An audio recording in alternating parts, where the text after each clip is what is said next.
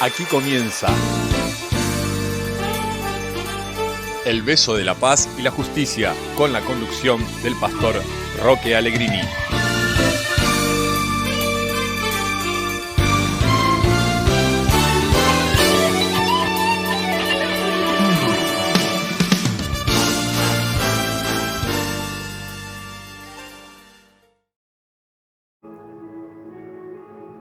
Muy buenas noches, les habla el pastor Roque Allegrini para conversar. Semanalmente lo hacemos en estos días jueves, así que hoy otra vez le visito y le agradezco que usted no solamente escuche, sino que me deje entrar en su casa. Hoy quiero hablar de un tema que de vez en cuando me siento obligado a tratar, y es los tiempos que estamos viviendo. Hay muchas opiniones y sobre todo las opiniones del sistema mundial que de alguna manera están evidentemente siguiendo un plan que comprende a toda la tierra, a todas las naciones de la tierra. En 1948 comenzó a funcionar la Organización de las Naciones Unidas, siempre conocida por la sigla ONU, que de alguna manera intentó desde el comienzo, después de 2 guerras mundiales.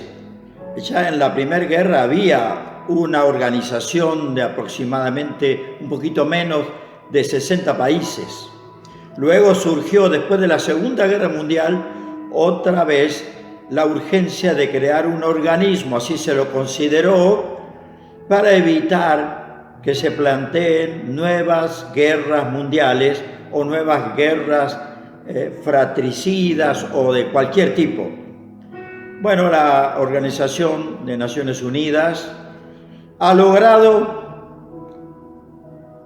vamos a reconocer, algo de éxito, pero no ha logrado el desarme, no ha logrado que las naciones sigan manejándose en forma absolutamente independiente de las demás, y siempre hay algún criterio de dominio por algún medio del resto de naciones. Esto lo hemos visto a lo largo de la historia. No se puede negar, cuando se escriba la historia del siglo XX y del principio del siglo XXI, seguramente se va a hablar de la Guerra Fría, del predominio de algunas naciones, sobre todo Estados Unidos y Rusia. Lo digo, no tengo problema porque esto es absolutamente conocido, pero el predominio de esas 2 naciones ha afectado al mundo entero. La Guerra Fría, esto es algo que está en los libros de historia ya. Por lo tanto, de alguna manera, esa fundación de una organización mundial tiene como propósito, y cada vez se hace más evidente, el lograr un gobierno mundial. Digamos que la organización mundial, la Organización de los Estados, así la ONU, de las Naciones Unidas, de alguna manera intentan dirigir los gobiernos proponiendo por el momento ciertos consejos económicos, sociales, políticos, pero sin duda en algún momento se establece que algo más va a ser Naciones Unidas. Con la Agenda 2030, que si usted no sabe de qué se trata, le sugiero que se informe, ponga así simplemente Agenda 2030 en su computadora, los que la tienen, o en su celular, los que tienen el sistema de internet anexado a su celular. Allí puede poner esta expresión y usted va a descubrir que la Agenda 2030 tiene objetivos muy terminantes que solamente, esto es una opinión personal, solamente se pueden cumplir si hay una autoridad mundial a la cual todos le obedezcan, porque por el momento son propuestas, son objetivos Hubo un objetivo para, creo que el 2010, de bajar el nivel de dióxido de carbono en la atmósfera, cosa que algunos países cumplieron, bajaron un porcentual de su consumo de combustibles, pero las grandes potencias no cumplieron ese objetivo.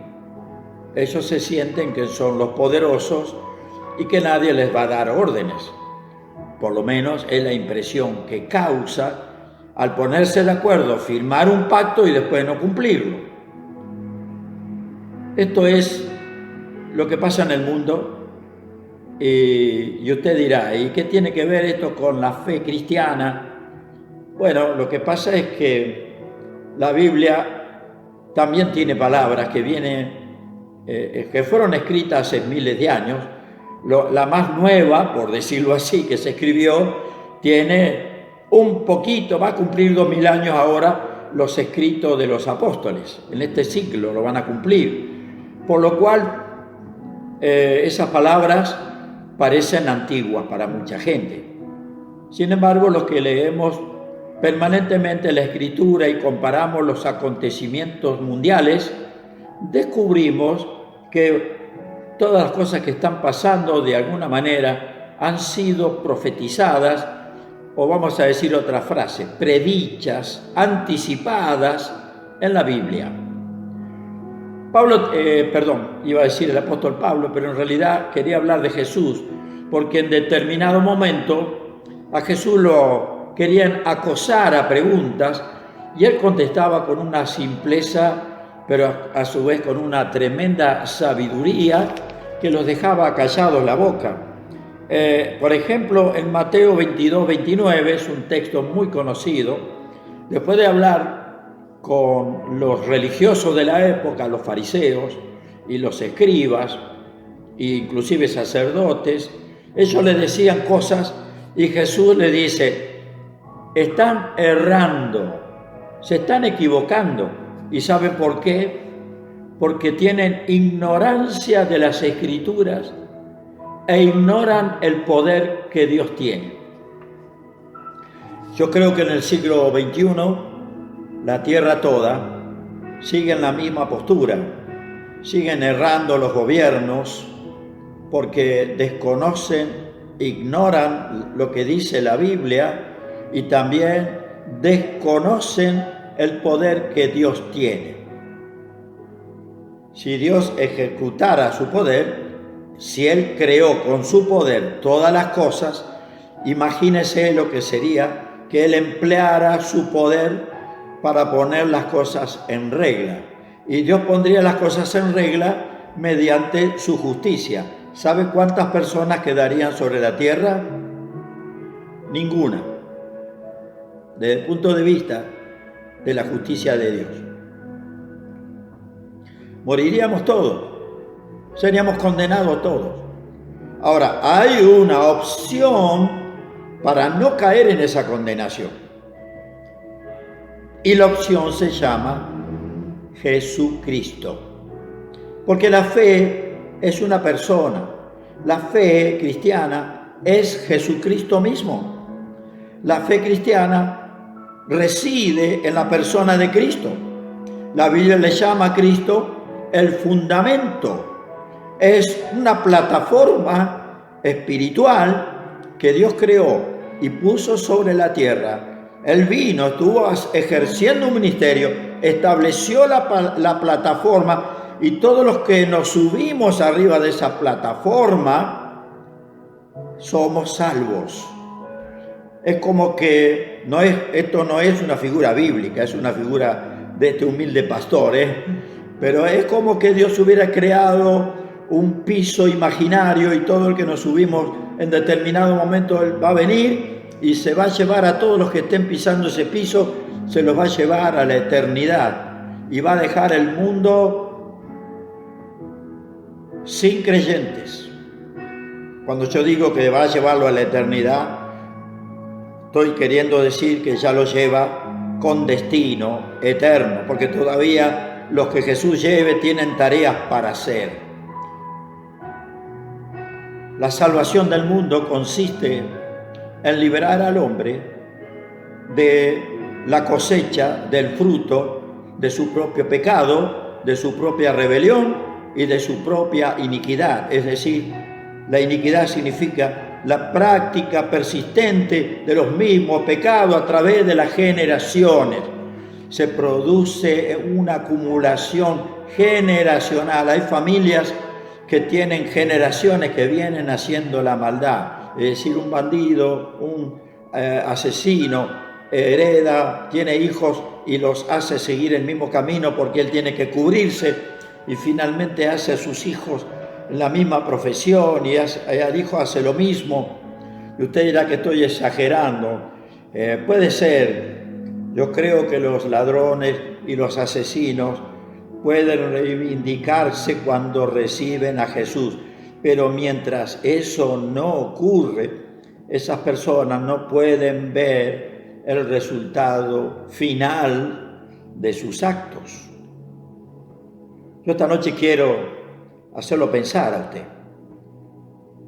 Si no quiere pensar, lamento, se me va a ir y no quiero que se vaya. Quiero que piense, por favor, piense. ¿Por qué está tan mal el mundo? Porque el pecado reina, la maldad reina. Creo que esto no debería ser discutido por nadie. Hay gente que se comporta con buena conducta, que ayuda a todo cuanto puede, pero es minúscula la cantidad. La mayoría que tiene buen corazón no se arriesga porque tiene miedo que le pase algo y finalmente se encierra y vive para su familia y su entorno. Y esto no es tampoco lo que quiere Dios. Dice, el que sabe hacer lo bueno y no lo hace, está cometiendo pecado. Se llama el pecado de omisión. Claro, bendecir a la familia es natural. Usted va a trabajar, sale de su casa, trabaja, vuelve, llega a su casa, ya está su familia, se queda en su casa. Cuando salen todos juntos. Creo que hay pocas familias que estén haciendo esto, pero de todas maneras hay gente que podría tal vez vivir así tratando de salvarse lo que pasa en el mundo. Bueno, la ONU dice que lo mejor sería que hubiera un solo gobernante en el mundo que se encargara, que fuera elegido por las naciones y que se encargara de hacer justicia en todos los países de la tierra. Bueno, no hay justo aún uno, es decir, elegir uno que esté libre de envidia, de egoísmo, que no se ame un poquito a sí mismo, que no intente darle preferencia a su familia. Bueno, habrá algunos que llegan a hacer eso en un porcentaje alto, pero al 100%. Bueno, le voy a leer un texto de la Biblia para que usted vea, escuche lo que Dios anunció a través del apóstol Pablo. Pablo vivió en el siglo I, más o menos murió en el año 66, 67, murió degollado por ser cristiano cerca de Roma, mandado matar por el emperador Nerón. Esto lo cuenta la historia, no está en la Biblia, pero la historia secular lo cuenta y hay coincidencia porque tenemos documentos, gracias a Dios, de ese siglo y de los siglos anteriores. Hay documentos que han llegado hasta nosotros y que son son testimonios de la época. Ahora, esto lo escribió Pablo, fue una carta que le escribió a una pequeña iglesia que estaba en la ciudad de Tesalónica, en Grecia. Es una ciudad que existe hoy, por supuesto hay una ciudad antigua y la nueva, pero allí está dando testimonio de las épocas, de los miles de años que tenía. Pertenecía a una ciudad al imperio de Alejandro Magno y es interesante que ahí se formó una iglesia más o menos 20 años después, un poquito menos tal vez, después de que Jesucristo murió, fue enterrado, resucitó y ascendió a los cielos y despachó a los apóstoles a predicar por todo el mundo. Mire, en menos de 50 años el Evangelio había llegado a todas las naciones del Mediterráneo, eso es lo que dice la Biblia, pero otros textos no bíblicos mencionan de apóstoles que llegaron a la India, que llegaron a Etiopía, que llegaron al sur de Rusia. Es decir, ellos trabajaron porque la experiencia que tuvieron del encuentro con Jesús fue tan vital que no podían menos que transmitir ese maravilloso mensaje que habían recibido, con promesa de Jesús de decir: pongan las manos en los enfermos y sanarán, y esa señal va a servir para que la gente les crea. Hoy la iglesia no está haciendo esto en forma total. Algunos creemos en la sanidad y oramos en nuestra congregación, ponemos manos, ponemos aceite, como dice la Escritura, y pedimos a Dios sanidad, y hemos visto sanidades. Es una señal, pero la estoy poniendo como un énfasis del primer siglo. Bueno, los tesalonicenses, así es el gentilicio de esta ciudad tesalónica, estaban un poquito confundidos, que habían recibido una enseñanza clarita, pero había gente que visitaba iglesias, cristianos, que habían entendido un poquito, más o menos, e iban y cambiaban, a veces, supongamos que fuera un escrito, le cambiaban la coma de lugar, por decirle así. Entonces la frase significaba una cosa diferente. Bueno, mire lo que Pablo le va a decir a los tesalonicenses: que nadie os engañe en ninguna manera, porque no vendrá sin que primero venga la apostasía. La apostasía es gente cristiana que abandona el cristianismo y deja las filas de Jesucristo. ¿Y cuánta gente hoy está dejando las iglesias, volcándose a todos estos movimientos que hay hoy? Primero, no vendrá sin que primero venga la apostasía y sea revelado el hombre de pecado. Pablo le llamaba al hombre de pecado a ese hombre que, según Naciones Unidas, algún día va a aparecer alguien perfecto, el mejor de la humanidad, que va a tomar un control y va a ser capaz de manejar todas las naciones a la vez, poniendo igualdad y justicia en todas partes. Francamente, conociendo el corazón del hombre, Dios nunca creyó en el hombre de esa manera. Al principio, el hombre fue eliminado por un diluvio, porque Dios dice en el libro de Génesis, que Dios vio que la maldad del hombre era tan grande que decidió eliminar la humanidad, y se salvó solamente un hombre que entendía el lenguaje de Dios. El lenguaje de Dios se llama el lenguaje de fe, el lenguaje de confianza. Ese hombre creía en Dios, le obedecía a Dios, y Dios lo escuchaba y le respondía lo que él pedía. Se llamó Noé, es famoso Noé, hasta películas han hecho con su nombre. Pero ese hombre vivió hace casi 4.000 años atrás y salvó a su esposa, salvó a sus 3 hijos y salvó sus 3 nueras, porque Dios dijo: no te voy a salvar solo, voy a salvar tu familia para que no estés solo, y luego tú comiences a poblar la tierra con tus hijos y con tu generación. Por supuesto, iban a pasar cientos de años para que viniera la multiplicación. Pero Dios dice: nunca más voy a hacer esto. Nunca más voy a eliminar. Si el hombre se vuelve a poner malvado, lo voy a tolerar, lo voy a soportar, lo voy a dejar, no voy a interferir, no voy a enviar mi poder para anular lo que estén haciendo, porque yo he dado libertad y el hombre la usa bien o la usa mal, pero no se la puedo quitar. ¿Usted cómo usa su libertad o su libre albedrío? Como generalmente ¿cómo lo usa? ¿Lo usa bien? ¿Está seguro?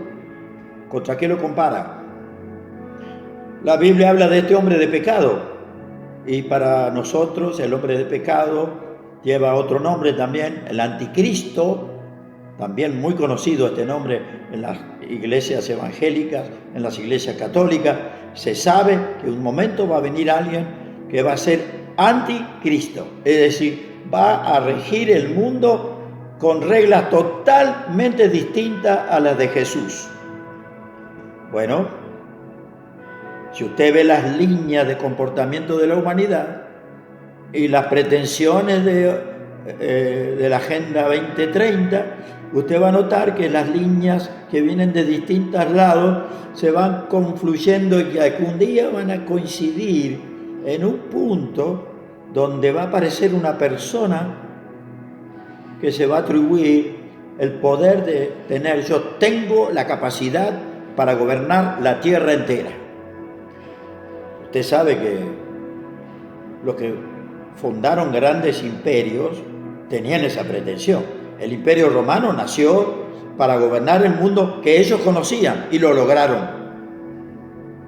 El emperador romano era un emperador de una extensión muy grande de tierra.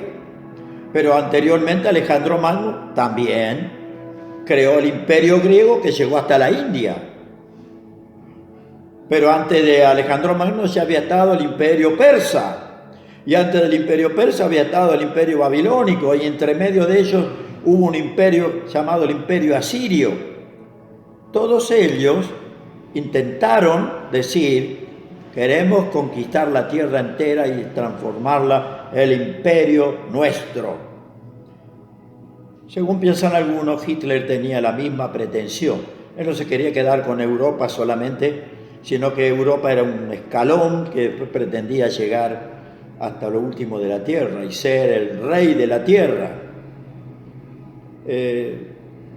Hay antecedentes como para que tomemos en serio esto. Jesucristo dijo, no se dejen engañar. Y Pablo, fiel a Jesús, le dijo a los tesalonicenses que nadie os engañe. Es decir, es lo mismo, no se dejen engañar. Si usted es cristiano, Dios lo declara santo si usted vive una vida cristiana como Dios manda. Y entonces dice Apocalipsis, el que es santo, santifíquese más todavía. Pero también dice, el que es pecador, malvado, hágase más malvado todavía. Es decir, esto es lo que vamos a ir viendo poco a poco, ya lo estamos notando. O somos del Señor con justicia practicando lo bueno, o estamos en contra de Él y practicamos todo lo contrario. No me llama la atención que haya iglesias que son atacadas. En Argentina, bueno, son agresiones, algunas muy feas, porque hechas por mujeres, por ejemplo.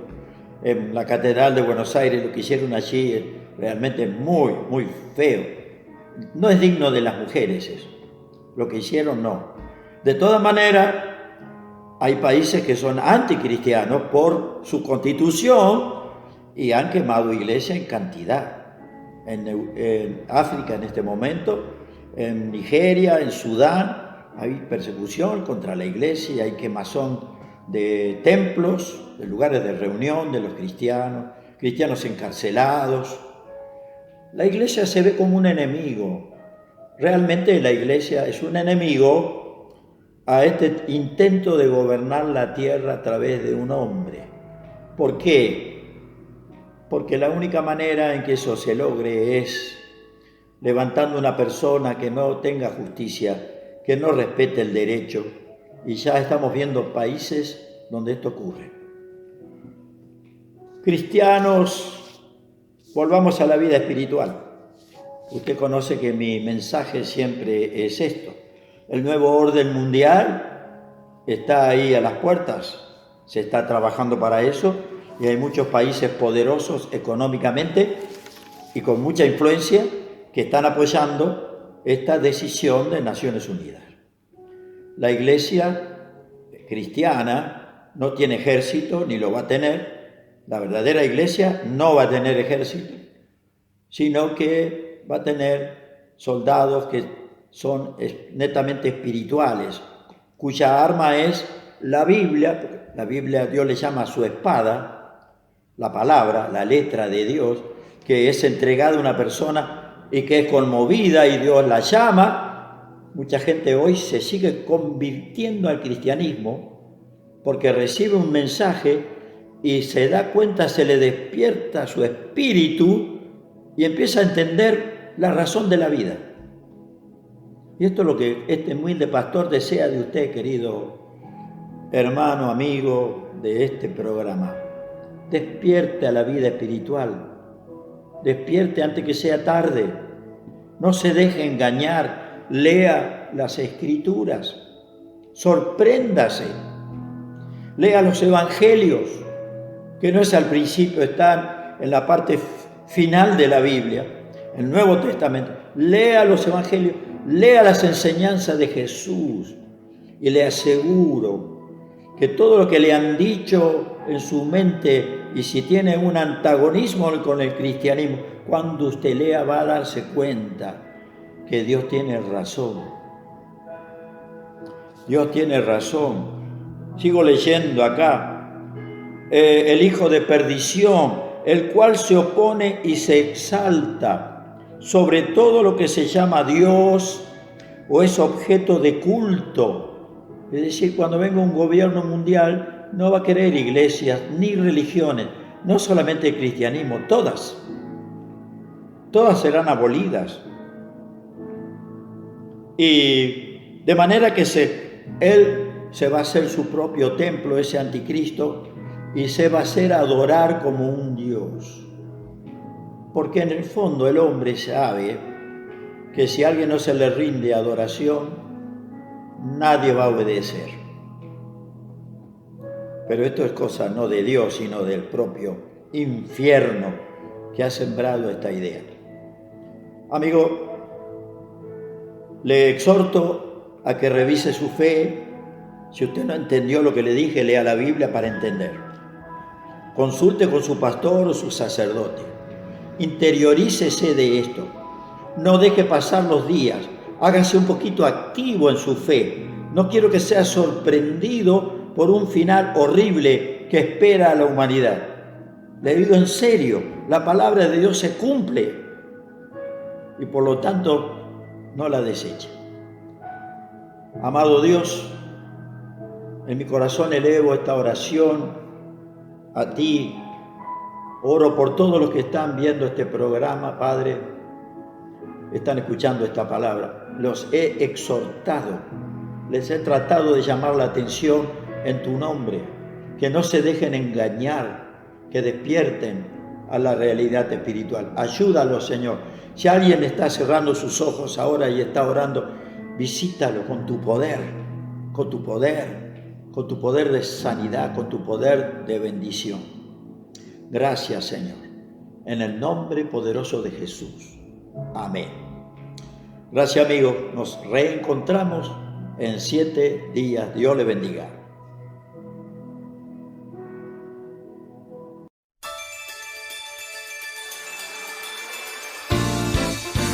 Esto fue El Beso de la Paz y la Justicia. Nos encontramos el próximo jueves, 21 horas.